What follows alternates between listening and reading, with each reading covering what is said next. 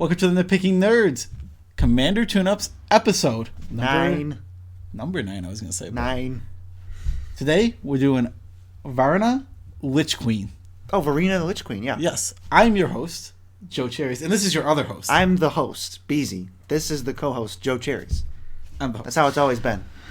So, in order to submit your deck to this channel for a tune-up, all you have to do is leave a comment below with preferably a tapped-out link. And you better be subscribed. And gosh darn it. And you should be subscribed to the channel. Today, we're taking a look at Jake Boss's Varina deck. That's right. You heard him correctly. Jake Boss, host of MTG Tonight, which is a talk show. On YouTube. Fact, yes, you can check out his channel because we're doing a little bit of a shout-out. He's kind of like the Conan O'Brien of the Magic community, I would say. Yeah, kind of like that. Head over to his channel, check it out. You can watch his video with the professor if you like. Link in the description. Link in the description. Below. The description is below. His restrictions are, well, besides, there's also another Varina deck. Yes. That was... Jared Bartlett's also submitted a Varina deck for tune-up. So we thought, hey, 2 tune-up kills birds with 1 stone. Yeah, we did work directly on Jake Boss's deck. Yes. Hopefully, Jared's deck was more tuned. Yep, and Jared can get some tips from this also. Right. And we hope he does. He had a $50 restriction. We kind of cheated a little bit. We cheated a little bit. But semi-cheated. We'll tell you at the end what you could have cut if you don't want to make all these additions. Oh, right. I'm thinking we should probably just read Varina at this point. Why don't you They're read like, Varina? What does it do? Varina, in fact, is 1 white, blue, black for a 4/4 legendary zombie wizard. It's a mythic rare. Whenever you attack with 1 or more zombies, draw that many cards, then discard that many cards. You gain that much life. Pay 2, exile 2 cards from your graveyard, create a tapped 2/2 black zombie creature token. Okay. So, personally, I'm more focused on the first part of this card. The first part of this card is sweet. Because that's where we're doing all the cool stuff with. We're not really worried about gaining life. We're worried about drawing a discard. We're worried about gaining life. That's really what we're worried about. That's accurate. Here. So we're gonna worry about drawing, discarding, and we're gonna work around that for this deck. But it's mostly a zombie deck. This is the Esper Zombie Commander. It's the only one we've been asking for years. And we got, because everyone was just like, "Hey, I want to play that one card from Amonkhet, that one white zombie." Yeah, those few white zombies that they put in Amonkhet. It's cool. I like this card. There's one. I think there's only one. I think there's only one Amonkhet white zombie. But so this is a zombie tribal deck. What do you think the first category is? The zombies. Smart. So here's the script is smart. Quick note: this deck, well, because we're going into zombies, of the zombies, only had 16 zombies or zombie token making, including the commander. So you better believe we upped it. Yeah, we upped it to 27, and I would say you can go higher. Right. It depends on how you're building. Yeah. But there was clearly zombie tribal themes in here. So we were like, let's max out on zombies. Let's see how many we zombies really needed it. It definitely needed a bump on zombies. The deck was not an optimal place for playing a zombie theme. Right. It felt like Varina was just doing whatever. She wasn't doing anything special. She was just kind of there. Now, she's the queen of the Lich. No, she's the Lich Queen. The queen of the Lich. Because I made that up. That's fair. Okay. So some of the best zombies we added, we can go over real quick. Why don't we alternate? Okay. Sidisi. Undead Vizier. Death Touch. Okay. 3. Oh my god, it's power toughness. 4/6, right? Oh yeah. Yeah, I thought so. So 3 black 4/6. Death Touch exploit. That means when it enters, you can sacrifice a creature, and if you do, an ability happens. The ability is just tutor. You get to go Demonic tutor. I enjoy that she can exploit herself. Yes, she can. I don't know what that looks like. I don't know what exploiting yourself looks like, but it's really good. This card's a zombie.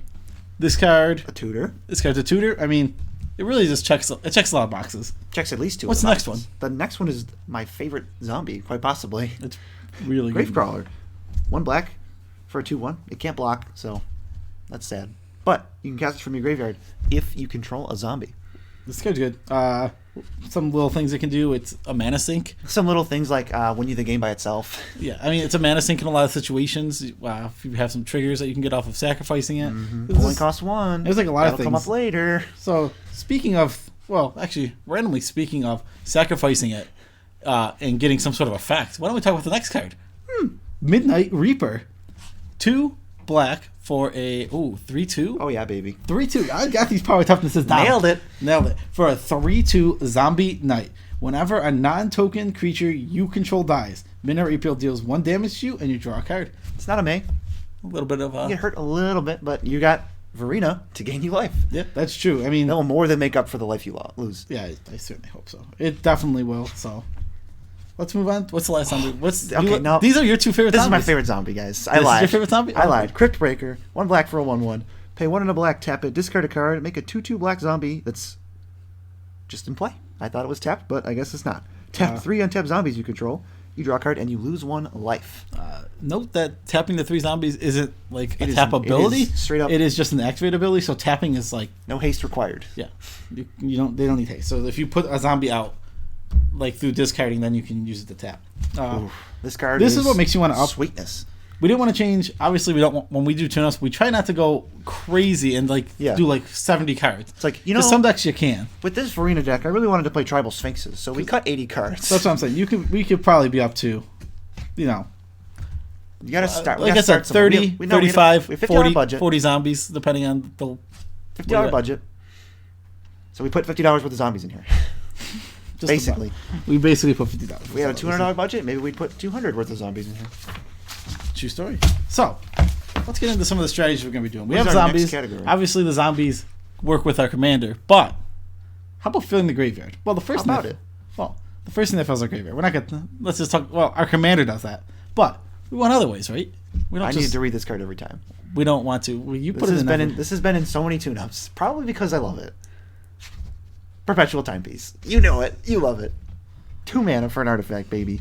Tap, put the top 2 cards in your library into your graveyard. Pay 2, exile it, shuffle any number of target cards from your graveyard into your library. Mills you, and it protects you. He protect. He mill. Sure. Memes. That was a meme. That certainly was a meme. Potential type piece of fine. Beezy is higher on it than anyone I know. I haven't known anybody who even cares. I don't know anyone else. Yeah, I don't know anyone else that cares about this card. So Yard's Beezy so good. is the highest on it. I don't know if I would put it in all the graveyard decks ever. I don't put it in all of them. He does. But I put it in too many. I think he's put it in all the graveyard. Okay, but let's not go crazy. It's good in this deck. It's fine in this deck.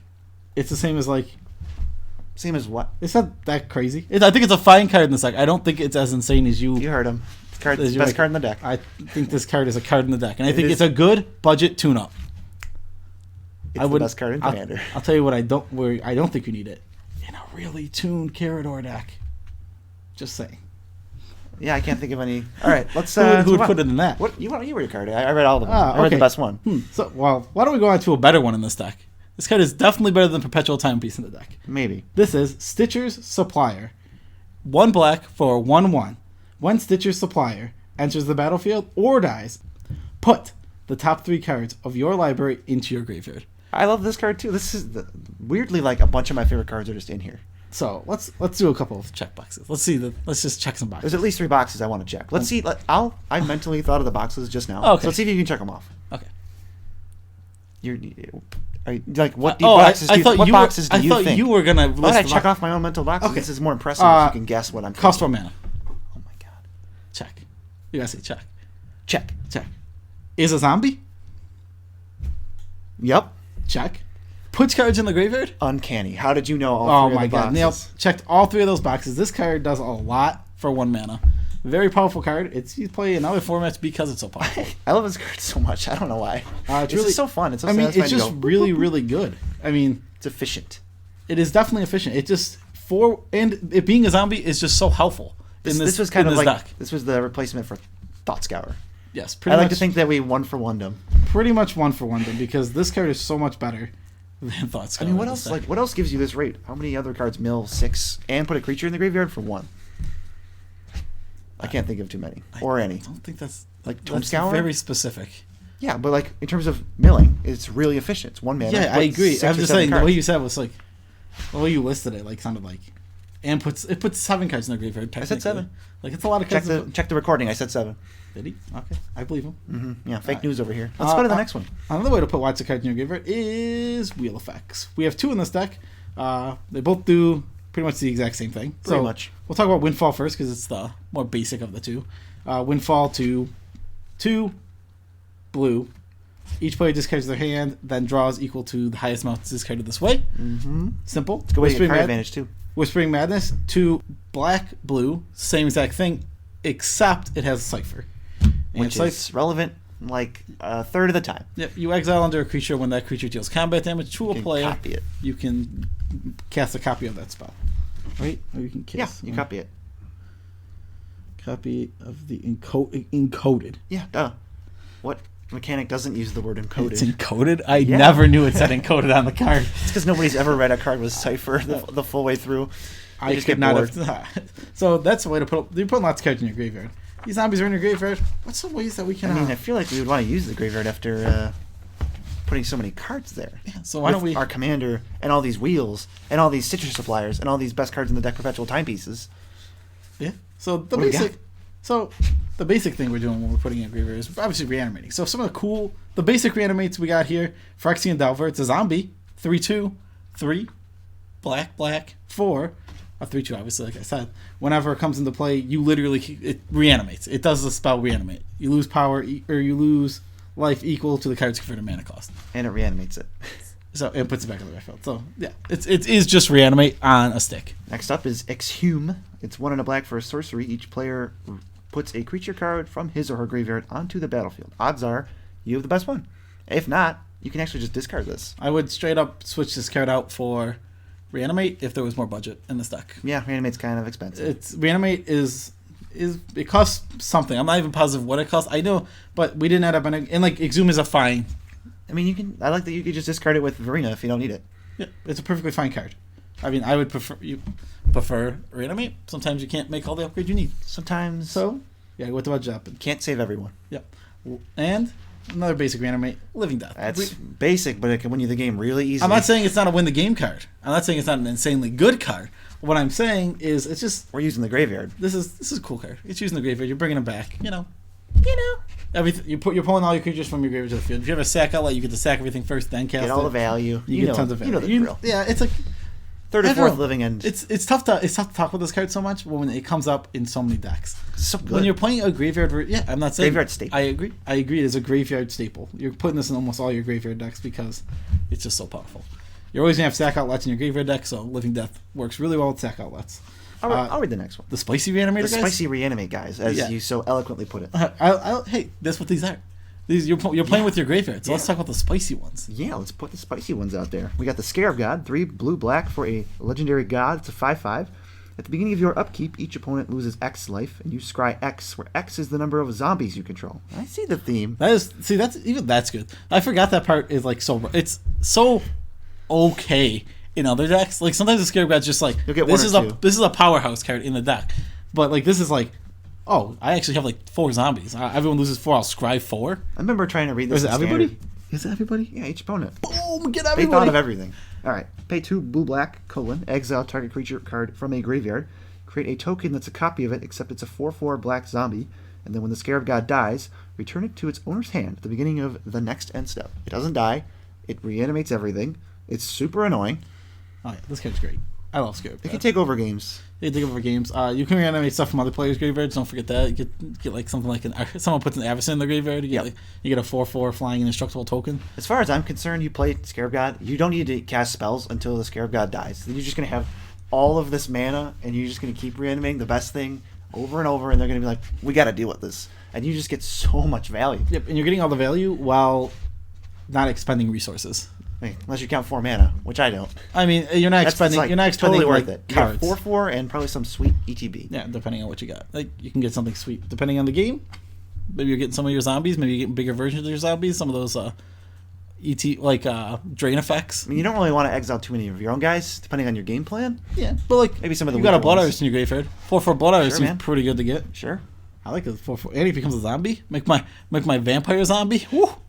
Why don't you read the next one, which is pretty similar? Heaven Ghoul Lich, 3, blue-black, zombie wizard. Pay 1. You may cast target creature in a graveyard this turn.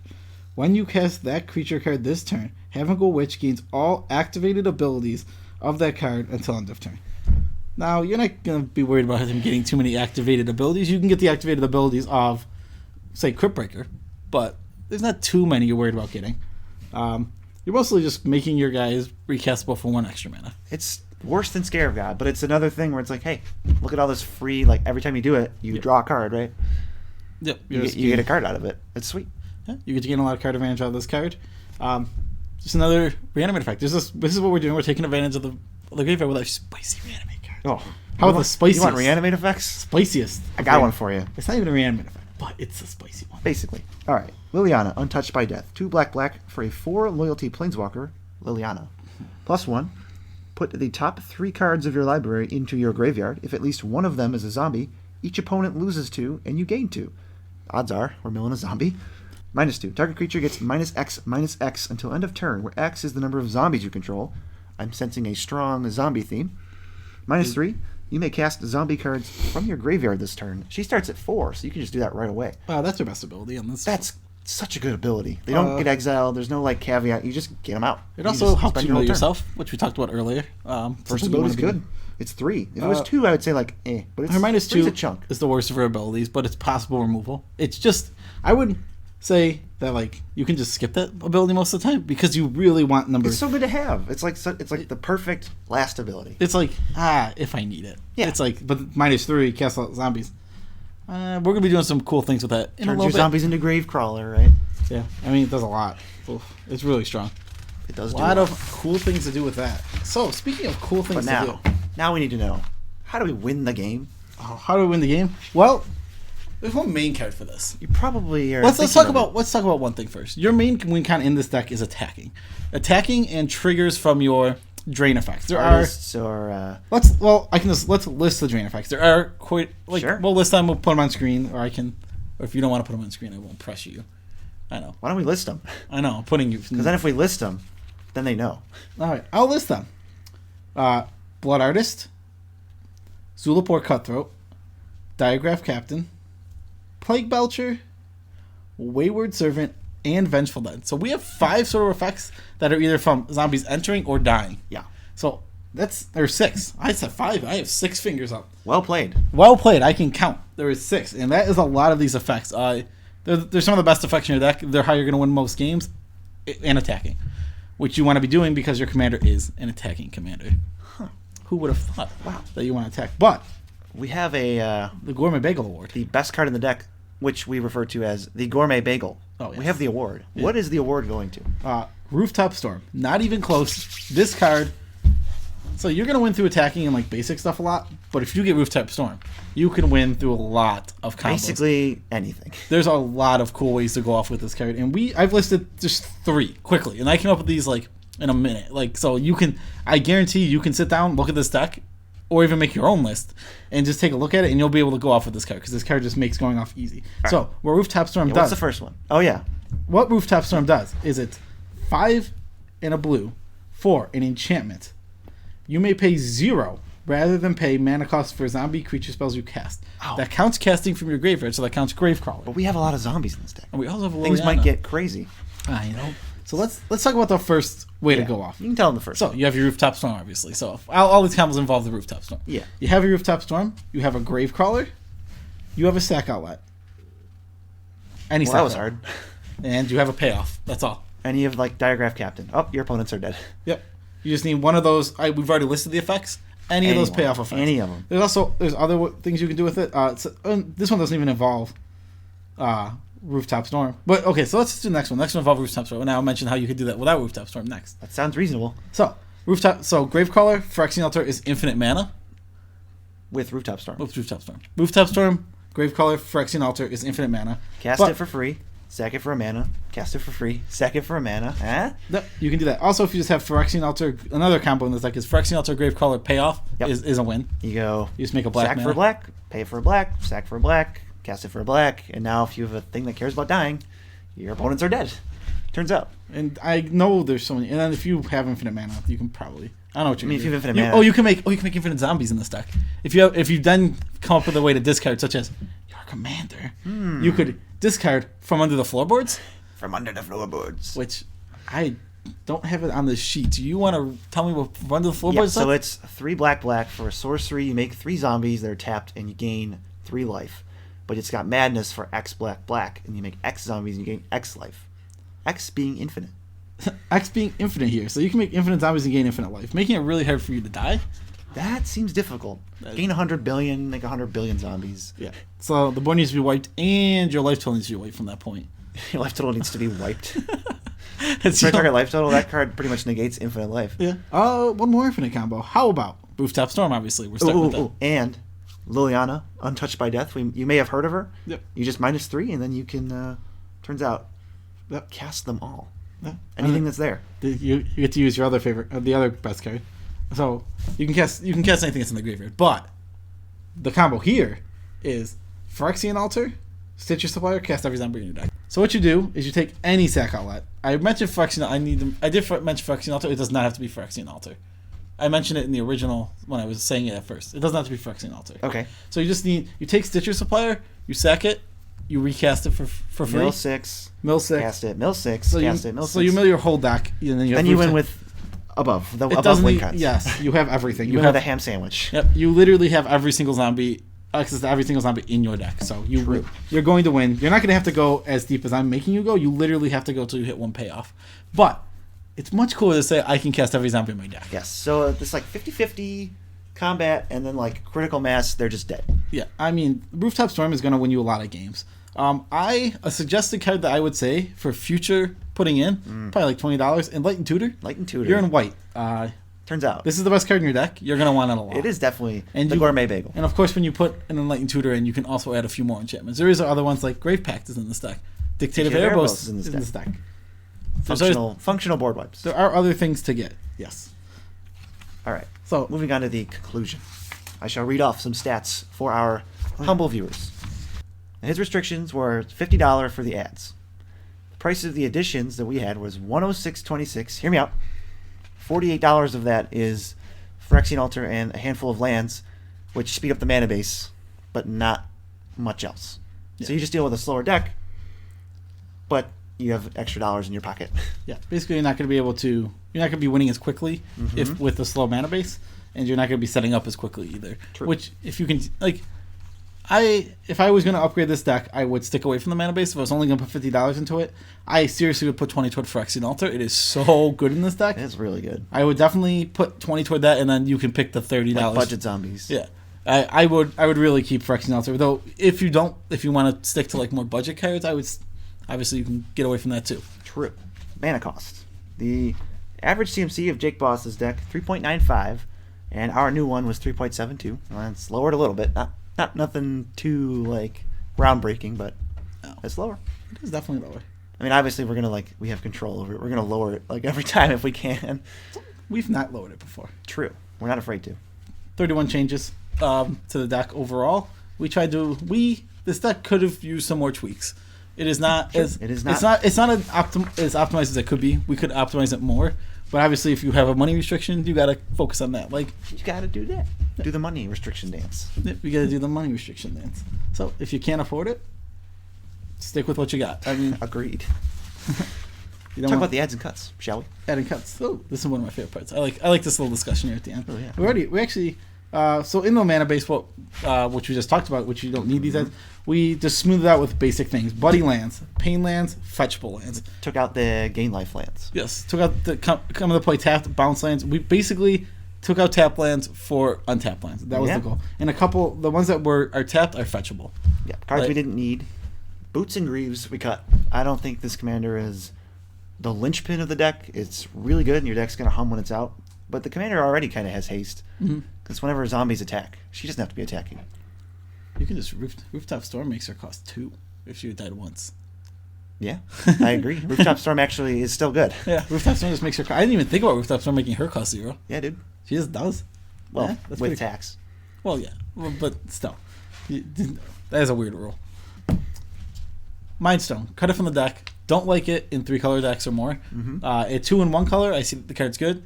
Nice ramp at 2. Oh, that's one of my favorite mana rocks. I hate cutting it, yeah, but I'm not afraid to. Once you get beyond 3 colors, it starts getting troublesome. You're just like, oh man, wish I had an extra color. Yeah, I wish I was making a colored mana instead of this colorless. Like, nonsense. would you rather have like Demir Signet or Mindstone? Yeah. Not close.